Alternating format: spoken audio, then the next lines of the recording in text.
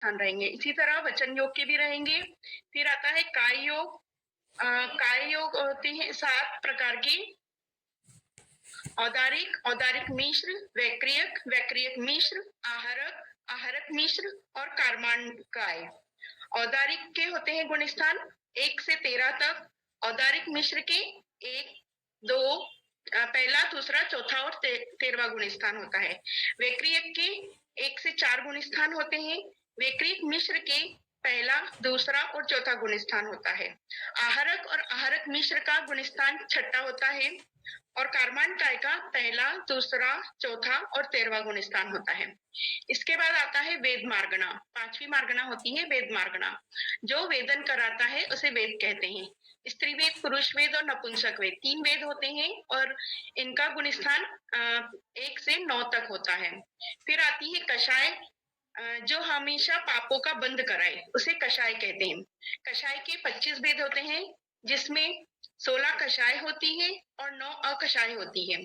16 कषाय में अनंतानुबंधी क्रोध मान माया लोभ, अप्रत्याख्यान क्रोध मान माया लोभ, प्रत्याख्यान क्रोध मान माया लोभ और संजलन क्रोध मान माया लोभ।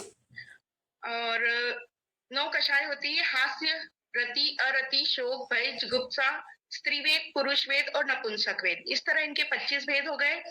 अब इनके गुण स्थानों में अनंतानुबंधी क्रोध मान माया लोभ का तो पहला और दूसरा गुण स्थान रहेगा। अप्रत्याख्यान का 1 से 4 गुण स्थान रहेगा। प्रत्याख्यान का 1 से 5 रहेगा और संजलन क्रोध मान माया का 1 से 9 और संजलन लोक कषाय का 1 से 10वां गुण स्थान रहेगा। और हास्य, रति, अरति, शोक, भय, जुगुप्सा इनका रहेगा 1 से 8 गुण स्थान। और जो 3 वेद थे स्त्री वेद, पुरुष वेद और नपुंसक वेद उनका 1 से 9 गुण स्थान रहेगा। 7वीं मार्गणा आती है ज्ञान मार्गणा। जो जानता है या जिसके द्वारा हम जानते हैं उसे ज्ञान कहते हैं। ज्ञान के 2 भेद हैं, सम्यक ज्ञान और मिथ्या ज्ञान। सम्यक ज्ञान के 5 भेद हैं, मति, श्रुत, अवधि, मना, पर्याय और केवल ज्ञान। और मिथ्या ज्ञान का कुमति, कुश्रुत और कुअवधि। मति, श्रुत और अवधि ज्ञान की तो 4 से 12 तक गुण स्थान होते हैं। मना, पर्याय ज्ञान की 6 से 12 और केवल ज्ञान की 13वां और 14वां गुण स्थान। कुमति, कुश्रुत और कुअवधि का पहला और दूसरा गुण स्थान रहता है। फिर आती है हमारी 8वीं मार्गणा संयम मार्गणा। सम्यक प्रकार से मन और इंद्रियों का निरोध करना उसे संयम कहते हैं। संयम के 7 भेद हैं, असंयम, संयमासंयम, सामायिक संयम, छेदोपस्थापना, परिहार विशुद्धि, सूक्ष्म सांप्राय और यथाख्यात संयम। असंयम का गुण स्थान होता है 1 से 4। संयमासंयम का गुण स्थान होता है 5वां। सामायिक संयम और छेदोपस्थापना का 6 से 9 गुण स्थान होते हैं। परिहार विशुद्धि का 6ठा 7वां गुण स्थान होता है, 6 से 7 होता है। और सूक्ष्म सांप्राय का 10वां गुण स्थान होता है। और यथाख्यात संयम 11वां, 12वां, 13वां और 14वां गुण स्थान होता है। ये नीचे के जो 5 संयम है, सामायिक, छेदोपस्थापना, परिहार विशुद्धि, सूक्ष्म सांप्राय और यथाख्यात संयम, ये मुनिराजों के होता है। फिर आता है 9वीं मार्गणा हमारी दर्शन मार्गणा। ज्ञान की पूर्व होने वाले सामान्य प्रतिभास को दर्शन कहते हैं। दर्शन के 4 भेद हैं, चक्षु, अचक्षु, अवधि और केवल दर्शन। चक्षु का गुण स्थान होता है 1 से 12, अचक्षु का भी 1 से 12, अवधि का 4 से 12 और केवल दर्शन के 13वां और 14वां गुण स्थान होता है। लेश्या आती है, 10वीं मार्गणा है लेश्या। लिंप तिथि लेश्या, आत्मा के परिणामों का नाम लेश्या है। लेश्या 2 तरह की होती है, अशुभ और शुभ। अशुभ में 3 आती है, कृष्ण, नील और कापोत, जिनका की गुण स्थान होता है 1 से 4। और शुभ लेश्या में आती है पीत, पद्म और शुक्ल। पीत और पद्म लेश्या का तो 1 से 7 गुण स्थान होते हैं और शुक्ल लेश्या का 1 से 13 गुण स्थान होता है। इसमें भी परम शुक्ल भी होता है जिसका की 14वां गुण स्थान होता है। फिर आती है भव्य मार्गणा। जो सम्यक दर्शन को प्राप्त कर सकता है उसे भव्य कहते हैं। आसन भव्य, निकट भव्य, दूर भव्य और दूरानी दूर भव्य, ये 4 प्रकार के भव्य हैं। और इनके गुण स्थान में आसन भव्य है 12वां और 13वां गुण स्थान। और इसके आगे के गुण स्थान नहीं बताए हैं। और 12वां फिर आता है सम्यक मार्गणा। और इसके बाद 13वां और 14वां संगी और आहारक मार्गणा आती है। जय चिलिंग भैया जी, वंदना भैया जी।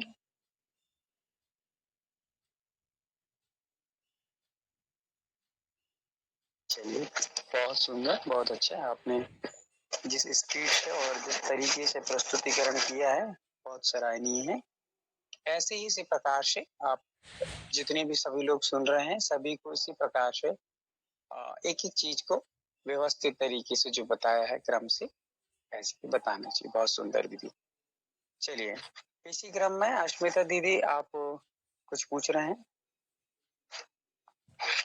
वंदना भैया जी, ये आसन भव्य जो होता है उनका 12वां और 13वां गुणस्थान किस अपेक्षा से होता है? हाँ, वो अपन चर्चा कर ले रहे। चलिए,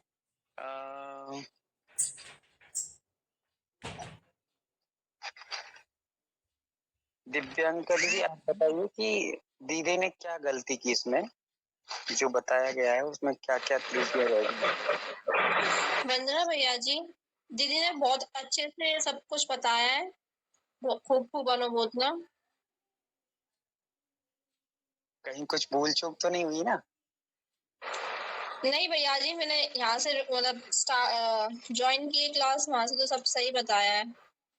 चलिए, बहुत सुंदर। सन्मति दीदी आप कुछ बताएंगे? वंदना भैयाजी, हिने ते अनंत अनुबंधी लोभ कशाचं 1 ते 10 गुणस्थान सांगायला, म्हणजे काय मी ऐकायला विसरले, काय लक्षात नाही, पण ते सांगितले नाही. अनंतानुबंधी लोभ कषाय का गुणस्थान 1 से 10 बताए क्या? बताए नहीं है. ये तो अनंतानुबंधी का तो 1 से 10 तक नहीं है ना, संजुलन ही रहता है। अनंत अनुबंधी नहीं, संज्वलन लोभ कषाय का, सॉरी संज्वलन लोभ कषाय का 1 से 10 बताया। हाँ, मैं सुना नहीं। चलिए, बहुत अच्छा, बहुत अच्छे तरीके से, और जो स्पीड भी थी, स्पीड के साथ साथ एक एक चीज क्लियर तरीके से समझाया है। बहुत अच्छा है। आगे दीदी को मतलब क्लास से पढ़ाने का भी अच्छा अवसर मिल सकता है, अच्छे तरीके से पढ़ा सकती है दीदी। बहुत अच्छे। और कोई बताओ, किसी ने अच्छे से सुना हो कि किसी प्रकार की कोई त्रुटि रह गई हो, कहीं पर कुछ मिस्टेक हो गया हो, कुछ गुणस्थान या कोई शब्द छूटा हो, हैंड रेस करके बता सकते हैं कि यहाँ ये चूक हुई है थोड़ी सी। हाँ मीना, पहले तो डॉली दीदी ने बहुत अच्छे से बोला है, बहुत सुंदर बोला है, उन्होंने सारा सही बोला, पर जो आसन भव्य है ना, मैंने तो शायद 12वां गुणी स्थान ही लिखवाया था, 13वां नहीं लिखवाया था आपने, बस यही मुझे लगा। नहीं देखिए, तो मैंने 4 प्रकार के आपको बताए थे, उसमें ये भब्बों के कोई गुणस्थान मत लिखना ही नहीं है। मैंने ये बताया ही नहीं होंगे आपको कि ये गुणस्थान, ये बताया था कि अपन इनको समझ सकते हैं, पर ये भब्बों के कोई गुणस्थान कहीं से किसी प्रकार से आगम में नहीं मिलते हैं, इसलिए इन चीजों को आप नोट नहीं करना और इन चीजों पर ज्यादा फोकस मत करना। भब्ब की सीधे से गुणस्थान होते ही हैं 1 से लेकर के 14, बस इतने याद रखना है कि 1 से 14 तक गुणस्थान भब्ब के हैं। बाकी भब्ब के कितने होते हैं, असन भब्ब के कितने होते हैं, दूर भब्ब के कितने होते हैं, दूरांगूर भब्ब के कितने होते हैं, इसका कोई आगम नहीं है, कहीं पर भी इसका कोई खुलासा नहीं है, किसी प्रकार का इसका वर्णन नहीं है। ये मात्र समझने के लिए बताए गए हैं कि इस प्रकार से जीवों की भब्बता पाई जाती है, बस इतना। बाकी कोई गुणस्थान इनके मत लिखिएगा, है ना, क्योंकि आगम में नहीं है, फिर अपन किसी के सामने बोलने लगे तो वो पूछेगा आपसे कि किस आगम से आपने ये बात कही है, फिर अपने पास क्या प्रूफ रहेगा? कोई प्रूफ नहीं रहेगा। आप कहोगे भैया जी ने पढ़ाया है, तो फिर भैया जी से पूछेंगे तो भैया जी कहेंगे कि हमने तो पढ़ाया नहीं, तो फिर आपस में तालमेल बिगड़ जाएगा। इसलिए इसको मत समझने के लिए लिया है कि जो आसन भक्त हैं एकदम मोक्ष जाने वाले हैं, तो ऐसा केवलिश और केवली को अपन इसमें ले सकते हैं। ये नहीं कहेंगे कि बिल्कुल ये इनको ही, क्योंकि कभी कभी ऐसा होता है केवलियों में भी, जो 13वें गुण स्थान में केवली हैं, तो उनमें कई केवली ऐसे होते हैं जो बहुत जल्दी से केवल ज्ञान को प्राप्त कर लेते हैं और लंबी उम्र तक फिर विहार करते रहते हैं, उपदेश देते रहते हैं, है ना। जैसे मान के चलिए एग्जाम्पल पे कि आदिनाथ भगवान ने हजारों वर्ष उपदेश दिया, ठीक है, और यहाँ महावीर भगवान ने तो 30 वर्ष में ही उपदेश दिया और निकल मतलब मोक्ष चले गए, तो ज्यादा भव्य कहलाए, जल्दी से चले गए क्योंकि निकट थे, और ये तो हजारों वर्ष बैठे रहे। तो इसलिए हम दोनों में ऐसी तुलना नहीं कर सकते हैं। वहां मात्र औपचारिकता से बताया कि वो मोक्ष के निकट व्यक्ति से आसन योग्य है, निकट से भी निकट है। बस इतना ही समझना, ज्यादा गुणस्थान उसके विषय में नहीं लगाना है। चलिए आगे कुछ और जिज्ञासा हो तो पूछ सकते हैं, अन्यथा अपन अपनी क्लास को आगे गति प्रदान कर सकते हैं। भैया जी मुझे इसमें वेद में पूछना है कि जो ये वेद में एग्जाम्पल था ना कि पुरुष वेद तृण की आग के समान, स्त्री वेद कंडे की आग के समान, तो ये समझ में नहीं आ रहा है एग्जाम्पल। हाँ अच्छा पूछा है, पर जो भी ये विषय जो चल रहा है अपना 24 थाना का, इसमें इसकी कोई आवश्यकता नहीं पड़ेगी, और ये तो एक अलग विषय चला जाता है। इस विषय में ज्यादा उलझना नहीं है कि कंडे की राख की तरह और फलाने आग की तरह।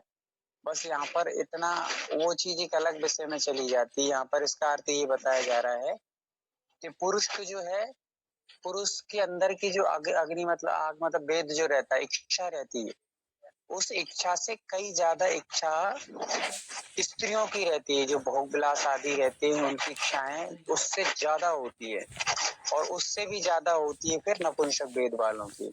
इसकी अपेक्षा से वहां बताया गया कि ये अग्नि इसकी तरह और ये इसकी तरह, जैसे जिसकी अग्नि ज्यादा तेज होती है तो उसकी अपेक्षाओं को यहाँ पर अंदर की इच्छाओं से घटाया गया है। कि जिसका कंडे की राख की तरह, फिर ये भट्टी की आग की तरह, तो कंडे की आग थोड़ी सी कम रहती है और फिर भट्टी की आग बहुत ज्यादा तेज रहती है। तो उदाहरण दे रहे हैं कि पुरुष की जो अंदर की इच्छाएं रहती हैं उससे कई ज्यादा अधिक महिलाओं की इच्छाएं रहती है। इसको समझना, बाकी ज्यादा गहराई नहीं है। चलिएगा आगे चलते हैं। और किसी प्रकार की कोई जिज्ञासा हो विषय से लेकर के तो पूछ सकती हैं। 24 ठाना जो जो विषय अपन ने पढ़ा है, किसी प्रकार के कोई गुणस्थान चूक हो रही हो या गुणस्थान समझ में नहीं आ रहे हो, तालमेल नहीं बैठा पा रहे हैं, किसको कैसे हो सकता है, वो सारी चीजें पूछ सकते हैं। लगभग 24 ठाणा में अपना मेन जो चीजें थी वो सारी चीजें हो चुकी हैं। अभी अपन लोग सम्यक के मारणा पढ़ रहे हैं। सम्यक मारणा के 6 भेद हैं।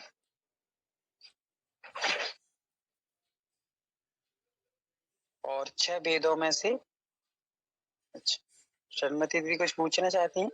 हाँ, वंदना भाईजी, ते क्षयोक्षम का थोडासा म्हणजे त्याचं माहिती सांगा क्षयोक्षमचं.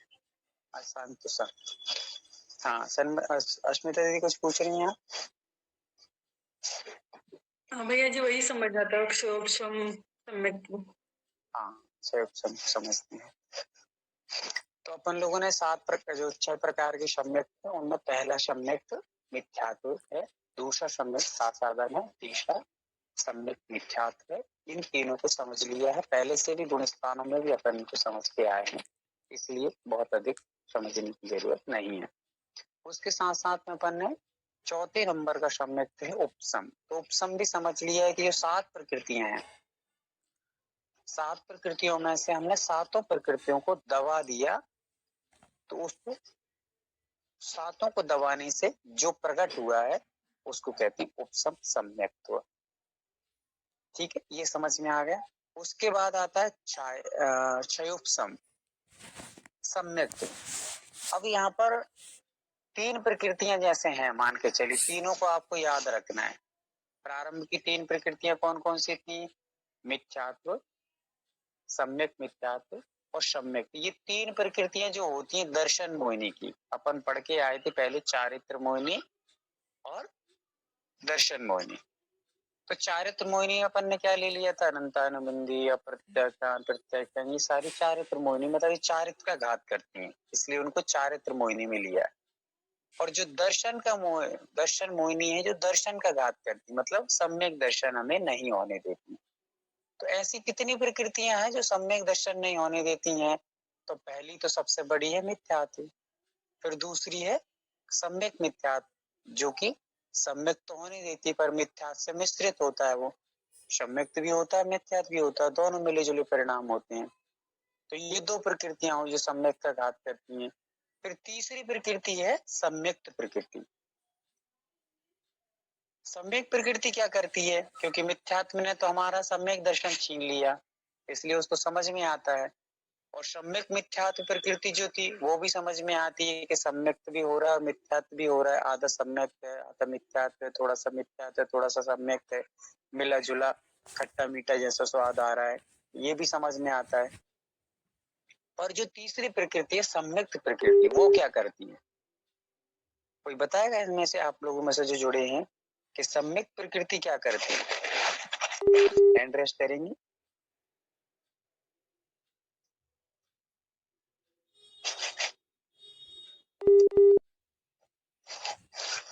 हाँ, अस्मिता जी बताइए।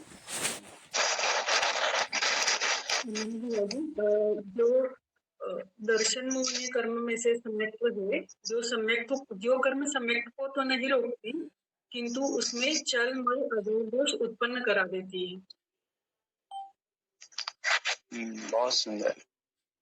तो ये पहले अपन एक बार समझ करके आए थे इस चीज को भी, और यहाँ पर एकदम सही उत्तर दिया है कि वह मिथ्यात्व प्रकृति जो थी वो तो सम्यक उत्पन्न ही नहीं होने दे रही थी। फिर दूसरी प्रकृति जो थी सम्यक मिथ्यात्व, वह सम्यक को तो होने देती पर साथ में मिथ्यात्व को भी रखती है। और जो सम्यक प्रकृति अकेली बचती है वो सम्यक दर्शन तो हो जाने देती है, पर इसमें दोष लगाती रहती, छल मल अगाड़। तो सम्यक प्रकृति के उद्देश्य ही क्षय उपशम सम्यक दर्शन होता है। अब इसको समझिए, क्षय उपशम सम्यक। यहाँ पर वैसे आप आगम की परिभाषाओं को समझना चाहेंगे तो शायद लगता है कि आप अभी उस चीज को ज्यादा गहराई से नहीं समझ पाएंगे।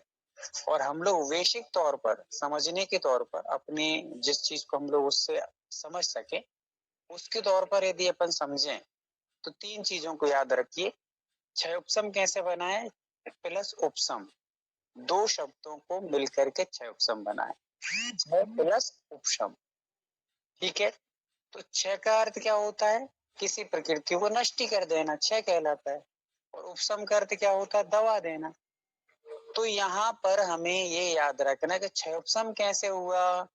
तो क्षय उपशम ऐसे हुआ कि हम 7 प्रकृतियों को पहले दबा के आए थे तो उपशम हो जाता है, और आगे चलकर जो छायक सम्यक दर्शन आएगा उसमें सातों प्रकृति को नष्ट कर देंगे तो छायक सम्यक दर्शन हो जाएगा। पर ये क्षय उपशम में क्या हो रहा है? तो क्षय उपशम में ये हो रहा है कि वो सातों प्रकृतियां जो हैं उनमें से कुछ का क्षय और कुछ का उपशम हो रहा है। शब्द ही कह रहे हैं अपने आप में क्षय उपशम। आगम की भाषा बहुत कठिन पड़ेगी, इसलिए मैं आगम कोई भाषा नहीं बोल रहा हूँ, आपको समझाने के तौर पे बता रहा हूँ, और आप इस चीज को समझाने के तौर पे ही लेना है। आगम के तरीके से आपको एक जो परिभाषा आएगी वो भी मैं आपको एक सामने आपको स्लाइड दिखेगी, उस पर आपको समझाऊंगा उसको तरीके लेकर के। पर अभी आपको इस चीज को समझना है और किसी को समझाना भी है तो आप इस चीज को इस तरीके से समझा सकते हैं। कैसे? क्षय प्लस उपशम। तो 7 प्रकृतियां जो हैं कौन कौन सी? अनंतानुबंधी की 4 क्रोध, मान, माया, लोभ, और दर्शन मोहिनी की सम्यक मिथ्यात्व, सम्यक मिथ्यात्व, सम्यक, ये 7 प्रकृतियां जो हैं इनमें क्या हो रहा है? कुछ को दबा के रखे हुए हैं, कुछ का क्षय कर दिया है, और एकमात्र जो सम्यक प्रकृति है उसका उदय है। इसलिए वहां पर क्या क्या है? क्षय उपशम सम्यक्त्व, क्षय उपशम प्लस सम्यक्त्व, ये तीन चीजें मिली हुई। क्षय उपशम प्लस सम्यक्त्व, तो कुछ का क्षय है प्रकृतियों का, कुछ का उपशम है, और एक सम्यक प्रकृति जो है वो उदय में चल रही, जिसके कारण हमें सम्यक दर्शन प्राप्त हुआ है। ये एक संक्षिप्त परिभाषा आपको इस चीज को समझने के लिए दी गई है, ठीक है। किसको समझ में नहीं आया अब आप मुझसे पूछ सकते हैं।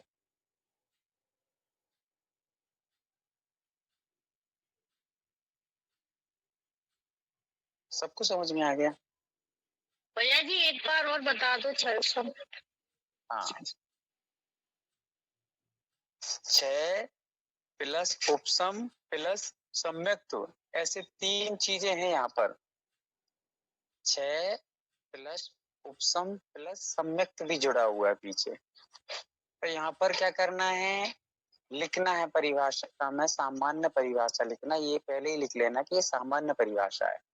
विशेष आगम की परिभाषा मैंने अभी आपको नहीं बताई, क्योंकि वो बताऊंगा पहले तो आप चकरा जाएंगे कि ये क्या चल रहा है, सर्वस्पर्धक क्या होते हैं, फिर देश का स्पर्धक क्या होते हैं, तो ये बहुत कठिन हो जाएगी। अभी आपको समझने के तौर पे 6 उपसम मतलब 6 प्लस उपसम प्लस सम्यक, ये 3 चीजें इसमें दी गए हैं। तो प्रकृतियों का 7 प्रकृतियां जो है ये तो समझ में आ रहा है आपको। 7 प्रकृतियों से अपना उपसम हुआ, अपन ने 7 प्रकृतियों को दबाया था तो उपसम हो जाता है। 7 प्रकृतियों को 6 कर देंगे तो 6 हो जाएगा। उन 7 प्रकृतियों में से ही कुछ प्रकृतियों को 6 कर दिया, कुछ को उपसम मतलब कुछ को दबा दिया, और सम्यक प्रकृति जो है वो उदय में रहती है। तो जहां कुछ प्रकृतियां 6 को प्राप्त होती हैं, कुछ प्रकृतियां उपसम मतलब दबी रहती हैं, और सम्यक प्रकृति का उदय रहता है, ऐसी स्थिति को 6 उपसम सम्यक दर्शन कहते हैं।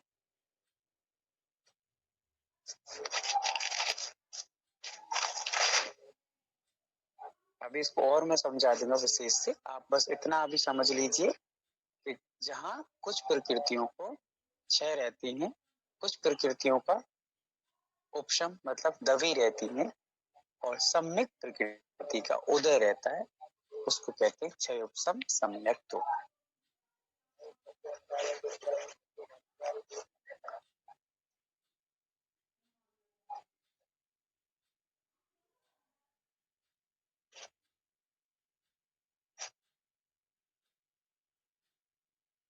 जिसको समझ में नहीं आया पूछ सकते हैं, एड्रेस कर सकते हैं।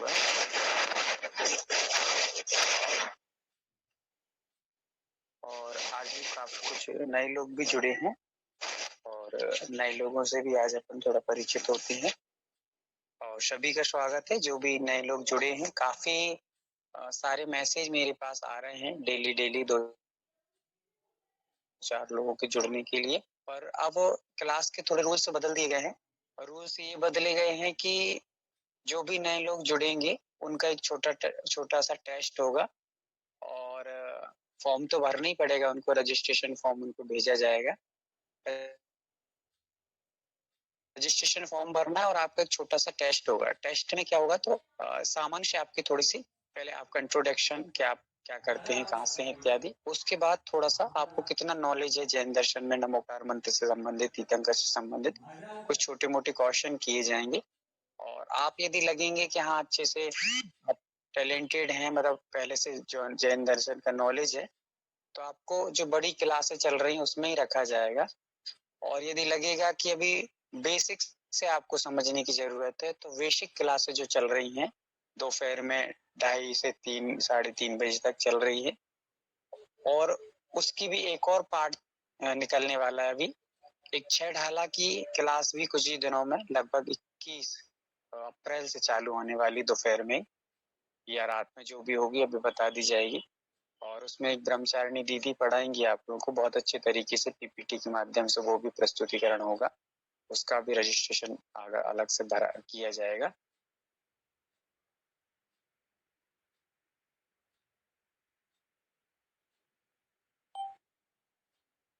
आगे से करी जाएंगी, बिना टेस्ट के आपको क्लासेस सामान्य से ज्वाइन करने नहीं मिलेंगी। चलिएगा, अन्यथा ये होता है कि कुछ नए लोग जुड़ जाते हैं और वो कठिन ये विषय समझ नहीं आता है, तो वो सोचते अगर ये बहुत कठिन विषय चल रहा है, हमारे पल्ले नहीं पड़ेगा, तो वो लेफ्ट हो जाते हैं और पाठशाला को छोड़ ही देते हैं। तो ऐसा नहीं करना है, आपके लिए सब प्रकार की व्यवस्था यहाँ पर दी जाएंगी। यदि आपको बेसिक से प्रारंभ से समझना है तो प्रारंभ की क्लासों में आपको ज्वाइनिंग कराई जाएगी। चलिए, तो आज पवन जी नए जुड़े थे, प्रवीण जी आप जुड़े हैं, तो मैं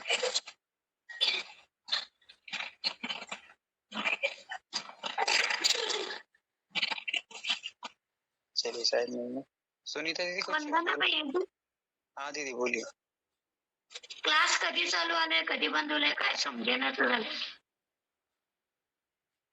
आता काही समझो ना का, अभी तो जो चल रही ना वैसे ही चलेगी। जो नए लोग जुड़े हैं ना उनके लिए बताया गया है, आप तो परेशान नहीं है ना। दुपारी किती 2:30ला चालू होते ना भैया? 2:30ला हाँ 2:30ला चालू होते, 3:30ला चलते. आणि संध्याकाळचा 9 ते 10. आत्ता 9 ते 10 आहे. नंतर थोड़ा आगे पीछे होता रहेगा अभी टाइम. तुम्ही बोला, इंग्लिश समजते मला. बर. वनडे ना, मुझे पूछना था, हर रोज लिंक अलग अलग भेजते हैं क्या? नहीं दीदी, एक ही लिंक रहती है. जी, वो दोपहर का यदि ज्वाइन करना है तो भी वो भी उसी लिंक पर आएगा? रहती है हाँ, उसकी थोड़ी अलग है और ये अपनी जो रात की रहती है वो अलग है. हाँ, अच्छा ठीक है. जिसमें कोई प्रोग्राम आ जाता है तो उसकी एक अलग रहती है. अभी महावीर जयंती भी आने वाली है तो उसकी कुछ और विशेष जो भी रहेगा, आप लोग छोटे छोटे से महावीर भगवान पर चाहे तो एक वक्तव्य भी तैयार कर सकते हैं, तो आपको वक्तव्य बोलने को मिल सकता है. स्पीच जो भी आप बोल सकें अच्छी सी, छोटी सी हो और सभी चीजें उसमें समाहित हो जाएं भगवान महावीर स्वामी को लेकर के, और लोगों को भी जानकारी मिल सके. एक ही एक चीज को नहीं दोहराना है कि वही भगवान महावीर स्वामी को जन्म वहां हुआ था, भगवान महावीर स्वामी के माता पिता ये थे. कुछ नया हो विषय तो उसको अच्छे से प्रस्तुतिकरण करने का प्रयास करेंगे. हाँ प्रियांशी दीदी पूछिए. भैया जी एक बार सात प्रकृतियां बता दो, अनंतन मंदिर, क्रोधमान, माया, लोभ, उसके बाद क्या है? हाँ देखिए ऐसा है कि अपन लोग पहले पढ़ के आए थे चारित्र मोहिनी और दर्शन मोहिनी. मोहिनी कर्म के विशेष रूप से मूल में कितने भेद हैं? 2 भेद हैं, चारित्र मोहिनी और दर्शन मोहिनी. तो दर्शन मोहिनी मतलब जो सम्यक दर्शन को बाधित करती है, दर्शन मोहिनी कहते हैं. और चारित्र मोहिनी किसे कहते हैं? तो जो चारित्र को बाधित करती है, चारित्र नहीं होने देती है, उसको चारित्र मोहिनी कहते हैं. तो दर्शन मोहिनी की अपन ने 3 प्रकृतियां पढ़ी थी, जिसके कारण हमें सम्यक दर्शन नहीं होता है. तो 3 में कौन कौन सी थी? मिथ्यात्व, सम्यक मिथ्यात्व और सम्यक. ये 3 ही प्रकृतियां हैं दर्शन मोहिनी की, ज्यादा नहीं है, बहुत ज्यादा नहीं है, 3 ही है. फिर इसका जो दूसरा भाई है चारित्र मोहिनी, उसके भेद है 25 भेद. अनंतानुबंधी, क्रोध, मान, माया, लोभ, अप्रत्यक्षान, क्रोध, मान, माया, लोभ, प्रत्यक्षान, क्रोध, मान, माया, लोभ, संजुरन, क्रोध, मान, माया, लोभ. ये अपन पढ़ के आए पहले, आरती आदि. तो ये मिलाकर के 25 है. तो चारित्र मोहिनी कितने भेद है? 25. दर्शन मोहिनी कितने हैं? 3. तो यहाँ पर जो 7 प्रकृतियां बताई जा रही हैं जिससे सम्यक दर्शन हो रहा है, घट रहा है, बढ़ रहा है, या सहउपसम हो रहा है, या उपसम हो रहा है, क्षय हो रहा है, तो वो 7 प्रकृतियां हमेशा याद रखना है. इनके ही उपसम से उपशम सम्यक दर्शन होता है, इनके क्षय हो जाने से क्षयिक सम्यक दर्शन होता है, इनके कुछ के क्षय, किसी का उदय और किसी का उपसम होने पर क्षय उपसम होता है. तो वो 7 प्रकृतियां कौन कौन सी हैं जिनसे सम्यक दर्शन प्राप्त होता है? पहले अनंतानुबंधी जो है उसकी 4, क्रोध, मान, माया, लोभ. ठीक है, ये 4 हुई. और दर्शन मोहिनी की 3, कौन कौन सी? मिथ्यात्व, सम्यक मिथ्यात्व और सम्यक्त्व. ये 7 प्रकृतियां हो जाती हैं. अनंतानुबंधी की क्रोध, मान, माया, लोभ, और दर्शन मोहिनी की मिथ्यात्व, सम्यक मिथ्यात्व और सम्यक.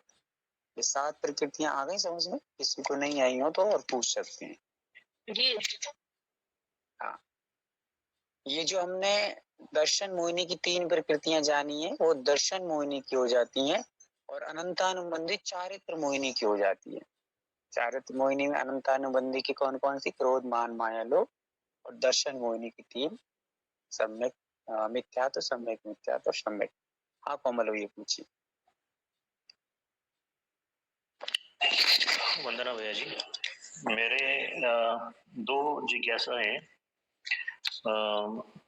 2 दिन पहले जब हम पढ़ रहे थे उपसम सम्यक्त्व, उसमें आपने फर्स्ट में समझाया था कि प्रथमोपशन सम्यक्त्व, सिर्फ प्रथमोपशन सम्यक्त्व आपने समझाया, उसके बाद क्या आता है वो नहीं पता. तो एक बार और थोड़ा सा उस पर आप समझाएंगे तो थोड़ा सा अच्छा होगा मेरे लिए। और दूसरा प्रश्न ये है, जो भी हम उपसम सम्यक्त्व नहीं तो छह उपसम सम्यक्त्व पढ़ रहे हैं, जिसमें हम 7 प्रकृतियों की बात कर रहे हैं, तो सिर्फ अनंतानुबंधी के ही 4 क्रोध मान माया लोभ क्यों, और प्रत्याख्यान अप्रत्याख्यान के क्यों नहीं, ये थोड़ा सा जानने की जिज्ञासा थी। और दर्शन मोहिनी के तो हम तीनों ले रहे हैं, तो फिर जो चारित्र का जो है, चारित्र के जो भेद है, उसमें से सिर्फ अनंतानुबंधी के ही क्यों ले रहे हैं क्रोध मान माया लोभ? हाँ, बहुत सुंदर। कभी कभी ऐसा लगता है कि बहुत अधिक नॉलेज ना होने से भी बहुत अच्छा रहता है, क्योंकि कोई बहुत अच्छे विषय खुलते हैं उससे। छोटी छोटी चीजें पूछने से भी काफी लोगों के विषय खुल जाते हैं। अब ये जिज्ञासा काफी लोगों की होगी, पर उसको समझ ही नहीं पा रहे थे, तो आपने जो पूछ लिया बहुत अच्छे से, इसको समझिएगा आप कि हमने दर्शन मोहिनी की 3 ही ले ली, क्योंकि 3 ही वेद हैं उसको, और तीनों ले लिए। चारित्र मोहिनी की हमने 25 वेद किए, उन 25 में से हमने 4 ही क्यों लिए, ज्यादा क्यों नहीं लिए? बहुत सारे विद्वान होंगे यहाँ पर जो बता सकते हैं। चलिए मैं पूछ लेता हूँ एक बार, जानकारी भी लग जाएगी कि कौन इन विषय में पहले से पढ़ा हुआ है। कोई बताएगा? एक बार हैंड रेस कर लेंगे कि जो भैया ने पूछा है उसका क्या जवाब हो सकता है और क्या रीजन है। दिव्यांका दीदी बता सकती हैं, शन्मति दीदी बता सकती हैं, और 2 दीदी, ऐना दीदी भी बता सकती हैं, और कुछ 3 लोग लगभग ऐसे हैं जो इस चीज को बता सकते हैं। रतन दीदी बता सकती हैं, बहुत सुंदर। चलिए दिव्यांका दीदी, आपको सबसे पहला अवसर दिया जाता है, बताइएगा आप। अनंतानुबंधी कसाय में सम्यक्त भी नहीं हो सकता, इसलिए अनंतानुबंधी कसाय के क्रोध मान माया लोभ लिए हैं यहाँ पे। शेष को क्यों नहीं लिया? क्योंकि उसमें तो हो सकता है सम्यक तो, लेकिन अनंतानुबंधी में अनंत काल तक सम्यक दर्शन हो ही नहीं सकता। चलिए ये भी बहुत अच्छा बताया आपने, मान लेते हैं, ये भी अच्छा है वैसे। अनंतानुबंधी जिसके पास रहेगी वो अनंत काल तक सम्यक दर्शन नहीं होने देगी। अच्छा, आपने फिर भी अच्छा चिंतन किया है। चलिए, और रतन दीदी आप क्या बताएंगी? बताइए। अनंतानुबंधी कषाय सम्यक और चारित्र्य दोनों का ही घात करती है, इस कारण। हाँ, बहुत सुंदर। अनंतानुबंधी दोनों का घात करती है, ये भी बहुत अच्छा बताया। चलिए ऐना दीदी आप बताइए। एक तो अनंतानुबंधी दोनों का घात करती है, फिर उसके बाद जब प्रत्याख्यान अप्रत्याख्यान और संचलन को लेंगे तो वो सम्यक्त्व मतलब जो सम्यक दृष्टि है उनको उत्पन्न होती है, तो इसलिए इसमें सिर्फ अनंतानुबंधी को लिया गया है। क्योंकि जो अपनी चारित्र मोहिनी के 3 है, विद्यात्व, सम्यक विद्यात्व और सम्यक्त्व, तो सम्यक्त्व के बाद फिर मतलब सम्यक दर्शन प्राप्त हो जाता है, तो इसलिए सिर्फ अनंतानुबंधी को ही लिया है। चलिए बहुत अच्छा, आपने अच्छा बताया। और शन्मति दीदी आप क्या बताएंगी? अनंतानुबंधी क्रोध मान माया म्हणजे ते मिथ्यात्व असते, मिथ्यात्वामध्येच असते ते, त्याला म्हणजे सम्यक्त्वामध्ये नाहीये म्हणून त्याला घेतलेलं आहे, आणि ते बाकी प्रत्याख्यान अप्रत्याख्यान मध्ये सम्यक्त्व असते म्हणून त्याला घेतलं नाहीये. आणि काय? भैया जी, मैं थोड़ा सा मेरे क्वेश्चन को और एक्सटेंड करना चाहता हूँ। अभी जो मैंने उत्तर सुने, मैं बता नहीं भैया जी आप बताइए, मगर मैं थोड़ा सा सुधार करना चाहता हूँ। अगर 7 प्रकृति हम बोल रहे हैं, 7 प्रकृति हम जो बोल रहे हैं, हाँ, अनंतानुबंधी को ही क्यों ले रहे हैं? अप्रत्याख्यान, प्रत्याख्यान, नहीं वैसे ओके, आप बता दीजिए ना। उनमें हम ये ऐड क्यों नहीं कर रहे हैं? पहला प्रश्न ये है। नहीं भैया जी, जब जैसे इन्होंने बोला अभी सब लोगों ने कि अनंतानुबंधी में सम्यक नहीं रहता क्रोधमान माया लोभ में, इसीलिए वो दोनों का घात करता है, चारित्र और दर्शन का, इसीलिए हमने लिया है। मगर जो 7 प्रकृतियां है उसमें सिर्फ मिथ्यात्व को लेना था, फिर सम्यक मिथ्यात्व और सम्यक को ही क्यों फिर लिया? उसमें तो सम्यक है। हाँ बिल्कुल, ये भी आपका सही है। तो यहाँ पर आपका बहुत सुंदर जवाब है, मतलब कहना चाहिए प्रश्न है। अब इसको समझने का प्रयास करेंगे थोड़ा सा अच्छे से, पूरे सभी लोग एकाग्रचित्त होकर के। सबसे पहले से जैसे दीदी का एक क्वेश्चन आया था, दीदी क्वेश्चन नहीं, दीदी ने एक जवाब दिया था कि अनंतानुबंधी दोनों का घात करती है। इस चीज को पहले समझ लीजिए कि जैसे सांप होता है, एक सांप ऐसा होता है जो दो मुखी होता है। दो मुखी का मतलब होता है कि वो दोनों साइड से चलता है और दोनों साइड से मतलब डसन करता है, डसता है।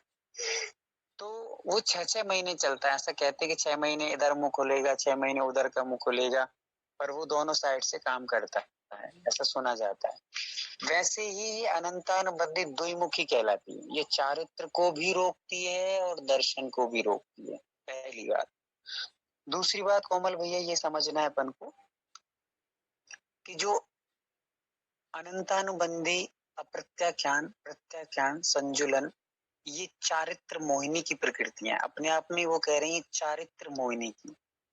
और यहाँ पर ये 3 जो प्रकृतियां वो दर्शन मोहिनी को, मतलब जो दर्शन को मोहित करती हैं मात्र। दर्शन को मोहित करते क्या हुआ कि जो दर्शन को रोकती है, सम्यक दर्शन को रोकती है। और इधर वाली जो है वो चारित्र को रोकने का काम करती है। तो प्रारंभ में अभी हम लोग सम्यक दर्शन की बात कर रहे हैं, क्योंकि जब तक सम्यक दर्शन नहीं होगा उसके बाद चारित्र नहीं होगा। पहले तो दर्शन मोहिनी की 6 करेंगे हम लोग, या 6 उपशम करेंगे, तब सम्यक दर्शन बनेगा। फिर सम्यक दर्शन के बाद हम लोग क्या करेंगे, चारित्र को अंगीकार करेंगे। ऐसा नहीं कि बिना सम्यक दर्शन के हम सीधे चारित्र को अंगीकार कर लें, और अंगीकार कर भी लेंगे बिना सम्यक दर्शन के यदि चारित्र, तो वो चारित्र सम्यक नहीं रहेगा। इसलिए हमें ये समझना है कि ये 3 प्रकृतियां चारित्र दर्शन मोहिनी की दर्शन को ढकती हैं, और अनंतानुबंधी, अप्रत्याख्यान, प्रत्याख्यान संजुलन को, ये अपने चारित्र को घातती है, चारित्र नहीं होने देती। अब यहाँ पर जो मात्र एक अनंतानुबंधी है, ये अनंतानुबंधी द्विमुखी होने के कारण से इसको यहाँ पर सम्यक को घात करने में ज्यादा सहयोग करती है। ये मिथ्यात्व की दोस्त है। क्या है? मिथ्यात्व की दोस्त। कैसे है? तो जैसे अपन ने पहले पढ़ा था कि सम्यक दर्शन की कोई विराधना कर दे चौथे गुण स्थान में, तो दूसरे गुण स्थान में आ जाता है। ठीक है, तो अब दूसरे से वो ऊपर भी चढ़ सकता था चाहता तो, क्योंकि तीसरा वाला ऊपर चढ़ सकता है, पर दूसरा वाला सीधा नीचे ही गिरेगा, ऊपर नहीं जा सकता। क्यों नहीं जा सकता ऊपर? तो यहाँ पर समझिए, इसलिए नहीं जा सकता क्योंकि यहाँ पर दूसरे गुण स्थान तक अनंतानुबंधी का उदय रहता है। अपन ने अभी पढ़ा है ना कि अनंतानुबंधी के गुण स्थान कौन से हैं, पहले और दूसरे। तो ये अनंतानुबंधी आ गई है, और वो अनंतानुबंधी उसको घसीट के पहले में ही ले जाएगी, क्योंकि उसके मित्र है, वो वहीं ले जाएगी। अनंतानुबंधी किसकी मित्र है? मिथ्यात्व की मित्र है, इसलिए वो मिथ्यात्व में ही ले जाएगी, पहले गुण स्थान में पटक देती है, उठने नहीं देती, ऊपर नहीं उठने देती। और तीसरे से ऊपर क्यों चला जाता है जीव? क्योंकि वहां पे अनंतानुबंधी कसाय का उदय नहीं था, इसलिए तीसरा वाला चौथे में जा सकता है, किंतु दूसरा वाला अर्थात दूसरे गुण स्थान से कोई भी जीव ऊपर उठ ही नहीं सकता, नीचे ही गिरना पड़ेगा। नियम ही है, रूल है ये। क्यों है? क्योंकि वो अनंतानुबंधी उसको घसीट कर पहले में ले जाएगी। तो आपको समझ में आ गया होगा कि अनंतानुबंधी ये मिथ्यात्व का ज्यादा पोषण करती है, ज्यादा शोषण करती है, उसका ज्यादा सहयोग देती, सहपाठी है। इस कारण से इसको मात्र मिथ्यात्व में लिया जाता है। बाकी अब हम ये समझें कि जैसे सम्यक दर्शन हो गया, अब चारित्र नहीं हो रहा है। चारित्र मतलब जैसे अपन लोग सब बैठे हैं या आप लोग बैठे हैं, सम्यक दृष्टि जीव बैठे हैं, वो चारित्र धारण नहीं कर रहे हैं। तो उन्होंने अनंतानुबंधी मिथ्यात्ववादी को तो पछाड़ दिया जो दर्शन मोहिनी की थी। अब आ गई है चारित्र मोहिनी के आगे खड़ी हो गई है। कौन कौन सी कसाएं? अप्रत्याख्यान, प्रत्याख्यान, संजुलन। तो अब ये खड़ी है, ये चारित्र को घात करती हैं। आपने सम्यक दर्शन तो एक स्टेप तो आप पार करके आ गए हैं, पर अब वो हो गई है कि अब हम आगे नहीं बढ़ने देंगे, चारित्र धारण नहीं करने देंगे। तो इनका एक स्टेप है, क्रम से ये आगे आगे आएंगी। जैसे हम लोग गेम वगैरह खेलते हैं कोई लोग, तो वहां पर जो स्टेज जैसे जैसे बढ़ती है वैसे वैसे आगे आगे शत्रु आते जाते हैं। वैसे ही यहाँ पर पहली स्टेज पे हमें कौन कौन से शत्रु मिले? तो दर्शन मोहिनी की 3 और अनंतानुबंधी, ये 7 प्रकृतियां मिली। इन 7 को हमने जैसे तैसे करके खत्म किया या दबा दिया, या इनका कुछ का दबा के कुछ को उपशम करके रखा है, और हम आगे बढ़ के आ गए हैं। अब आगे बढ़ के हम चौथे गुण स्थान तक तो आ गए हैं, पर अब चौथे गुण स्थान से चारित्र मोहिनी की प्रकृतियां आ जाती हैं, सामने खड़ी हो जाती हैं। अप्रत्याख्यान आ गई है हमारे पास चौथे गुण स्थान में, अप्रत्याख्यान। तो अप्रत्याख्यान किसका घात करती है? तो देश चारित्र का घात करती है। क्षुल्लक एलक प्रतिमाधारी नहीं बनने देगी। ये दर्शन का घात नहीं कर रही है, चारित्र का घात कर रही है। दर्शन का जो घात करती थी उनको तो आप पछाड़ के आ गए, अब ये चारित्र का घात करती हैं। इसलिए यहाँ पर चारित्र वालों को दर्शन में नहीं जोड़ा जा सकता। लोगों ने मात्र अनंतानुबंधी को यहाँ लिया है, शेष 3 कसायों को अर्थात अप्रत्याख्यान, प्रत्याख्यान, संजुलन को ऐड इन 7 प्रकृतियों में नहीं करते। ये समझ में आ गया आपको कोमल भैया? जी भैया जी। हाँ, अब और क्या प्रश्न पूछा था आपने? जी हमने सिर्फ प्रथम ऑप्शन सम्यक पढ़ा था। हाँ राइट। तो हमने अभी द्वितीय उपसम क्यों नहीं पढ़ा है? द्वितीय आप ऐसे समझ लो। हाँ बोली बोली। नहीं वही नहीं पढ़ा था और डायरेक्टली 6 ऑप्शन में चले गए। हाँ 6 ऑप्शन में चले। उसका रीजन ये था कि सबसे पहले प्रथमोपशम सम्यक दर्शन ही होता है जी, किसी समय किसी को भी जीव को होगा, अनादि मिथ्या दृष्टि आदि जीव को। तो पहली बार किसी जीव ने सम्यक दर्शन प्राप्त किया तो वो कौन सा होगा? उपसम होगा, प्रथमोपशम। फिर प्रथमोपशम के बाद जब वो और आगे बढ़ जाएगा, विशुद्धि बढ़ाएगा, तो उसको होगा 6 उपसम, है ना। यदि मान लीजिए है तो उपशम वाला सीधा 7 प्रकृतियों को 6 करके छायक भी कर सकता है, किंतु ये नियम है कि किसी भी अनादि मिथ्या दृष्टि ने यदि प्रथम बार उपशम किया है, फिर वो नियम से नीचे गिरेगा ही गिरेगा। गिर करके फिर यदि वो 6 उपशम कर लेता है, तो अब वो क्रम से पहली बार 6 उपशम करेगा, फिर 6 उपशम से छायक कर सकता है। अन्यथा क्या करेगा? जैसे उस जीव ने एक बार उपशम किया, उपशम के बाद 6 उपशम किया, और 6 उपशम करके मान लो वो मिथ्यात्व में फिर गिर गया, और मिथ्यात्व से गिर के फिर उसने उपशम प्रकर लिया। उपशम करने के बाद अब वो 6 उपशम करे, ऐसी कोई नियम नहीं है, सीधा डायरेक्ट छायक भी कर सकता है, मतलब 7 प्रकृतियों को खत्म भी कर सकता है, और खत्म करके छायक हो जाएगा, तो जिंदगी भर के लिए फ्री हो जाएगा। पर उसको क्रम से एक बार तो करना ही पड़ेगा। तो क्या करता है वो? पहले प्रथमोपशम करेगा, फिर उसके बाद 6 उपशम करेगा, और 6 उपशम का गुणस्थान कहाँ तक है अपन अभी ये बताते हैं। यहाँ पर आप गुणस्थान उनके जरूर लिख लीजिए। उपशम सम्यक दर्शन का गुण स्थान है 4 से 11। ये गुण स्थानों को लिख लीजिए अच्छे से।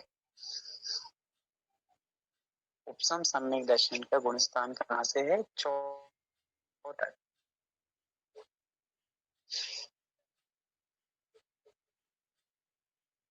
फिर जो 6 उपशम सम्यक दर्शन है उसके गुण स्थान है 4 से 7 तक।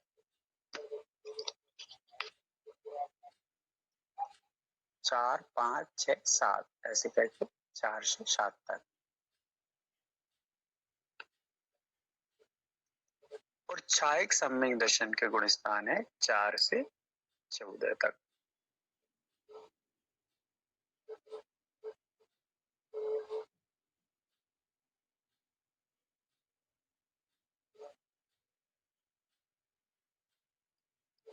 अब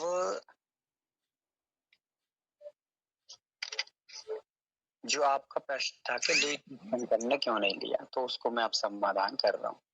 हमने गुणस्थान समझ लिए, उपशम सम्यक दर्शन के गुणस्थान 1 से 4 से कहाँ तक है, 11 तक है। तो अब हमें यहाँ पे ये समझना है कि जैसे ही किसी ने प्रथमोपशम सम्यक दर्शन प्राप्त किया, चौथे गुणस्थान में आ गया, फिर वो चौथे से यदि 5वें में जाएगा, 6वें में जाएगा, 7वें में जाएगा, तो वो 6 उपशम करके जाएगा। तो वो 6 उपशम कर लेगा, क्योंकि 6 उपशम के बिना द्वितीय उपशम नहीं होता। नियम कर लेंगे आप, नोट बना करके नियम लिख लेंगे कि 6 उपशम सम्यक दर्शन के बाद ही द्वितीय उपशम होता है। कोई भी जीव प्रथमोपशम से सीधा द्वितीय उपशम नहीं कर सकता।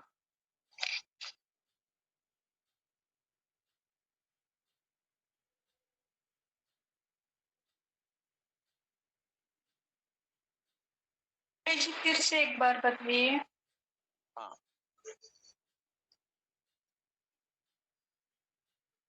कोई भी जीव प्रथमोपशम सम्यक दर्शन से डायरेक्ट द्वितीय उपशम सम्यक दर्शन प्राप्त नहीं कर सकता। मतलब पहले के बाद पहले प्रथमोपशम सम्यक दर्शन से सीधा द्वितीय उपशम सम्यक दर्शन प्राप्त नहीं होता। तो फिर क्या होता है, तो प्रथमोपशम सम्यक दर्शन के बाद 6 उपशम सम्यक दर्शन प्राप्त किया जाता है, और 6 उपशम सम्यक दर्शन का गुणस्थान कहाँ तक है, 7 तक। तो 7वें गुणस्थान के बाद श्रेणी में होता है द्वितीय उपशम सम्यक दर्शन। ये लिख लेंगे आप, 7वें के बाद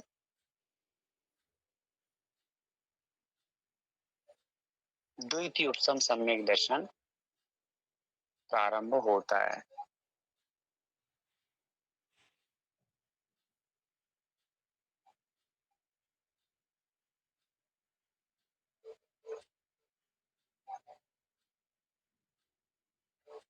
अब यहाँ वंदना, पर हाँ दीदी कुछ एक पूछूं, आपने अभी बोला था द्वितीय उपशम सम्यक दर्शन चौथे गुणस्थान से 11वें गुणस्थान तक होता है ना? तो नहीं, अभी मात्र उपशम बोला है, उपशम। वहां पर प्रथम और द्वितीय मत लगाना, डायरेक्ट उपशम सम्यक दर्शन लिखना है। उपशम सम्यक दर्शन में अभी भेद नहीं करना है। फिर भेद जब करेंगे हम लोग, तो प्रथमोपशम सम्यक दर्शन का गुणस्थान है 4 से 7, और फिर द्वितीय उपशम सम्यक दर्शन का गुणस्थान है 7 से जाकर के सीधे 11 तक। तो वो कहलाता उपशम। दोनों है ही उपशम, इसलिए उसको सामान्य नाम दिया उपशम सम्यक दर्शन। वह प्रथम और द्वितीय नहीं लगाना है। हालांकि अभी आप लोगों को इस चक्कर में ज्यादा उलझना नहीं चाहिए प्रथम और द्वितीय के। कुछ लोग जो पहले से अध्ययनशील हैं उनने तो समझ में आ जाएगा जल्दी से, पर पहली बार जो पढ़ रहे हैं उनको भी थोड़ा सा कठिन लगेगा। अतः आप लोग ज्यादा न उलझिए। जब आप लोग इसको समझने लगोगे तो आगे आगे आपको द्वितीय उपशम के बारे में सब समझ में आने लगेगा। पहले विषय तैयार हो जाएगा तो आगे का आपको विषय सहजता से सारी चीजें आने लगेंगी। तो अभी आपको क्या क्या समझ में आ गया, ऐसे मैं एक बार और समझा दे रहा हूँ आपको, फिर आपसे ही पूछूंगा, इसलिए आप लोग विशेष रूप से फोकस करिए, ध्यान दीजिएगा। मैंने आपको बताया कि कोई भी जीव पहली बार सम्यक दर्शन प्राप्त करता है तो उपशम सम्यक दर्शन करता है, और उस उपशम सम्यक दर्शन को ही हम कहते हैं प्रथमोपशम सम्यक दर्शन। ठीक है। अब प्रथमोपशम सम्यक दर्शन किसी जीव ने प्राप्त कर लिया तो वह ऐसा समझ के चलिए कि चौथे गुण स्थान में भी उपशम सम्यक दर्शन रहता है। किसी ने पहले गुण स्थान से सीधे यदि मान लीजिए क्षुल्लक कीलक दीक्षा धारण कर ली उपशम सम्यक दर्शन के साथ, तो वह सीधा 5वें गुण स्थान में भी जा सकता है। यदि किसी मिथ्या दृष्टि ने उपशम सम्यक दर्शन के साथ सीधी दीक्षा ही धारण कर ली, अंतर्मुहूर्त में दीक्षा ही ले ली, तो वो 7वें गुणस्थान में भी डायरेक्ट जा सकता है। इस अपेक्षा से उपशम सम्यक दर्शन के गुणस्थान कितने हैं, 4 से प्रारंभ होता है तो 7 तक कोई भी जीव उपशम सम्यक दर्शन के साथ रह सकता है। कोई जीव चौथे में रह सकता है, कोई 5वीं में रह सकता है, कोई 7वीं में रह सकता है। तो प्रथमोपशम सम्यक दर्शन के गुणस्थान कौन से हो गए? 4 से 7 तक। फिर क्या होता है, ये जो प्रथमोपशम सम्यक दर्शन है इसका काल अंतर्मूर्त मात्र है। तो या तो ये अंतर्मूर्त में रुका रहता है, अंतर्मूर्त रुकेगा और रुकने के बाद फिर क्या होगा, कुछ न कुछ तो होगा, या तो ऊपर चढ़ेगा या नीचे गिरेगा। तो यदि वो नीचे गिरता है तो मिथ्यात्व में आ जाता है, और ऊपर चढ़ता है तो ये क्षयोपशम सम्यक दर्शन प्राप्त कर लेता है। क्या समझ में आया? कोई भी अनादि मिथ्या दृष्टि जीव या कोई भी मिथ्या दृष्टि जीव जब भी सम्यक उपशम सम्यक दर्शन प्राप्त करेगा तो वो अंतर्मूर्त तक उसके पास रहेगा वो सम्यक दर्शन, और अंतर्मूर्त के बाद या तो नीचे गिरेगा या ऊपर गिरेगा, या तो अशुद्धि बढ़ेगी या विशुद्धि बढ़ेगी। तो जैसे उसके परिणामों में अशुद्धि बढ़ती है तो मिथ्यात्व में जाता है, और विशुद्धि बढ़ती है तो वो ऊपर बढ़ता है। तो ऊपर क्या कर लेता है, वो उपशम कोई क्षयोपशम सम्यक दर्शन कर लेता है।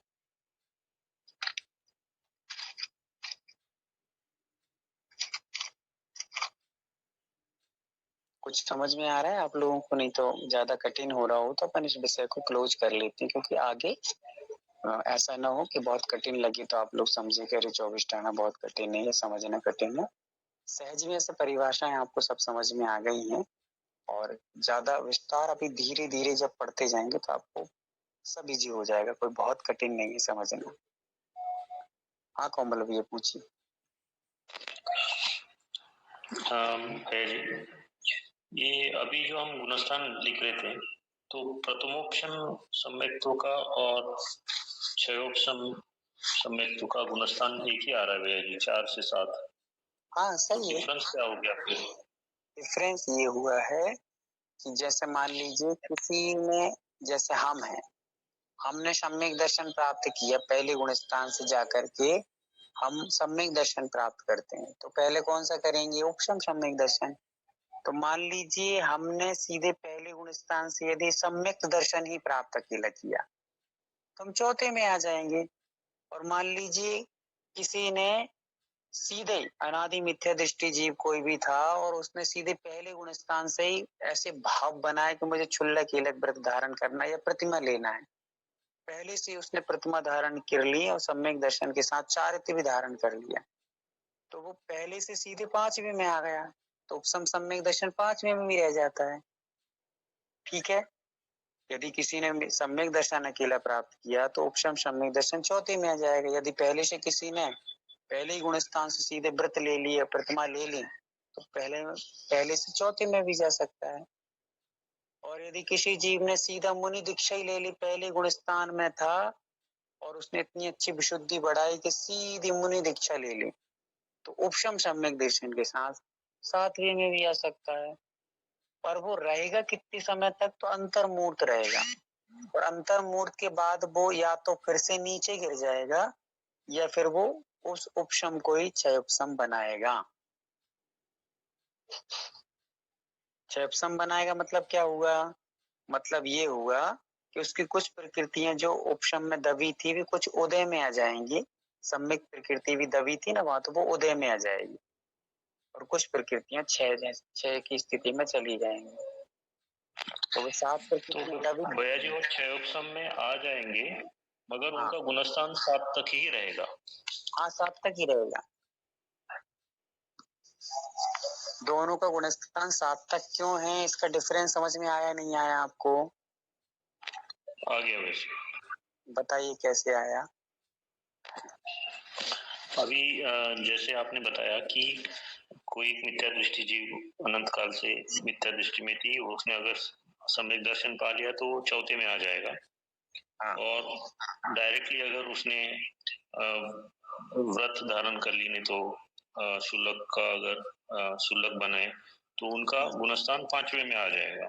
वैसे अगर वो मुनि बने तो दीक्षा ले ली तो उन्होंने डायरेक्टली 7वें गुणस्थान तक आ गए, मगर वहां पे रहेंगे कितने देर तक? वो अंतर्मूर्त तक रहेंगे, और आगे के चाल चलन पे उनका गुणस्थान ऊपर नीचे होता रहेगा। अगर वो नीचे गिर गए तो फिर वो उपशम में उपसम के माध्यम से ऊपर चढ़ सकते हैं। नहीं तो अगर उसको अब अभी भी उनके इसमें तो है ये 7 प्रकृतियां, उनको उन्होंने दबा के रखे हुए हैं। अगर उनको नष्ट करना है तो 6 उपसम में जाके नष्ट कर सकते हैं कुछों को, और कुछों को दबा के रखेंगे, मगर उनका सम्यक तो चलता रहेगा और वो 7वें गुणस्थान में ही रहेंगे। हाँ, बहुत अच्छा, बहुत कुछ समझ में आ गया है। अब इसको थोड़ा सा और समझ लीजिए कि मान लीजिए जैसे सम्यक दर्शन प्राप्त कर लिया किसी जीव ने, जैसे हमने मान लीजिए मिथ्यात्व से उठ करके 4थे गुण स्थान में सम्यक दर्शन प्राप्त कर लिया, उपसम सम्यक दर्शन है हमारे पास। अब हमें सम्यक दर्शन के साथ ही मान लो 4थे गुण स्थान में ही हमको इतना समय निकल गया, तो इतने समय तो क्या उपसम सम्यक दर्शन रह नहीं सकता था, तो वो उपसम सम्यक दर्शन ही 6 उपसम में आ गया। मतलब कुछ प्रकृतियों का उदय आ गया, कुछ का क्षय हो गया, क्षय जैसी स्थिति बन गई है, तो वो अंतर्मूर्त तो पहले उपसम ही रहा, पर अब वो 6 उपसम में बदल गया। तो अब 6 उपसम का काल कितना है, तो 66 सागर तक है। तो इतना लंबा समय तक अपन 6 उपसम में रह सकते हैं। तो अभी जो अपन जी रहे हैं 6 उपसम सम्यक दर्शन के साथ ही जी रहे हैं, उपसम के साथ नहीं जी सकते इतना, क्योंकि वो तो अंतर्मूर्त मात्र रुकता है। तो आपको समझ में आ गया कि कोई सम्यक दृष्टि उपसम से 6 उपसम भी 4थे गुण स्थान में कर लेता है, तो 4थे में भी बना रहेगा। वो हजारों दिन, हजारों वर्ष, हजारों साल, हजारों सागर मतलब बना रह सकता है। 66,000 सागर तक रह सकता है 4थे गुण स्थान में, किस सम्यक दर्शन के साथ, उपसम 6 उपसम सम्यक दर्शन के साथ। अब मान लीजिए किसी ने सीधा गुण स्थान पहले से ही छलांग मारी और किसी ने व्रत या प्रतिमा धारण कर ली, तो वो 5वें में आ गया। तो 5वें में किस 6 उपसम के साथ आया, वो किस सम्यक के साथ आया था, उपसम के साथ। तो वहां अंतर्मूर्त वो उपसम के साथ रहा, पर वो फिर 6 उपसम में बदल लेगा वो, और 6 उपसम में नहीं बदलेगा तो वो नीचे गिरेगा, कुछ ना कुछ करेगा। मतलब ऊपर बढ़ना मतलब यहाँ पे ये नहीं लगाना कि ऊपर के गुण स्थानों में बढ़ेगा। ऊपर बढ़ेगा मतलब कि वो सम्यक दर्शन चेंज कर लेगा वहीं पे, या तो वो 6 उपसम कर लेगा या फिर नीचे गिरेगा तो मिथ्यात्व में आ जाएगा, है ना, ऐसा कर सकता। तो ऐसे करके उपसम भी सम्यक दर्शन के गुण स्थान भी 4 से 7 तक हैं, प्रथम उपसम से सम्यक दर्शन के, और 6 उपसम के भी 4 से 7 हैं, क्योंकि उपसम वाला ही 6 उपसम करता है। तो 4थे गुण स्थान में किसी ने उपसम प्राप्त किया, फिर उसने 6 उपसम कर लिया और 4थे गुण स्थान में रह रहा है कई सालों से, तो वो 6 उपसम भी 4थे गुण स्थान में होता है, 4थे गुण स्थान से 7 तक बना रह सकता है। ऐसा यहाँ पे समझना चाहिए। धीरे धीरे सब समझ में आएगा, अभी जितना आ रहा है उतना बस समझ लीजिए, बस घबराना नहीं है, क्योंकि ये मेथड बहुत जरूरी समझना है। हमने अनादिकाल से यही चीजें नहीं समझी हैं, इसी कारण से ना समझ बन के अपने आप को समझदार समझ करके भटकते चलिएगा। तो ये आज अपना इतना उपसम शायद में ही अपना टाइम निकल गया है। अब आपने ये भी पढ़ा है कि छायक भी 4थे से हो जाता है। देखिए 4थे में उपसम भी हो सकता है, 6 उपसम भी हो सकता है, छायक भी हो सकता है, क्योंकि छायक का गुण स्थान भी क्या लिखा है अपन ने, 4 से 14। तो मान लीजिए किसी ने सीधा उपसम सम्यक दर्शन, मतलब कि पहली बार किसी मिथ्या दृष्टि ने 4थे गुण स्थान में आया और कौन सा अंतर्मूर्त की उपसम सम्यक दर्शन प्राप्त कर लिया, पर उसने इतनी ताकत लगाई और इतनी विशुद्धि बढ़ाई कि उन 7 प्रकृतियों को वहीं पर नष्ट ही कर दिया, खत्म ही, द एंड कर दिया। तो उसको कौन सा सम्यक दर्शन हुआ, छायक। तो 4थे में छायक भी हो सकता है, 4थे में 6 उपसम भी हो सकता है, और 4थे में अंतर्मूर्त के उपसम भी हो सकता है। ऐसे तीनों ही 5वें में भी हो सकते हैं, 6वें में भी हो सकते हैं, 7वें में भी हो सकते हैं। और 7वें के बाद अब 6 उपसम वाला जो है उसकी हिम्मत नहीं रहती आगे चढ़ने की, तो वो बैक पवेलियन, वो वहीं के वहीं रह जाता है, वो आगे नहीं जाता।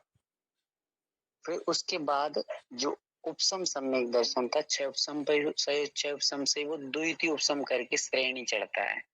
तो द्वितीय उपसम क्या चीज होती है उसको अपन लोग कल समझेंगे। आज इस चीज को जो समझा है ये शायद रिकॉर्डिंग हुई होगी, और आप लोग 1-2 बार और इस चीज को अच्छे से सुन लेना, तो आप लोगों को और अच्छे से समझ में आ जाएगा। आज का विषय को थोड़ा सा गहन विषय था, 1-2 बार और चिंतन में आप लाएंगे तो सहज विषय हो जाएगा।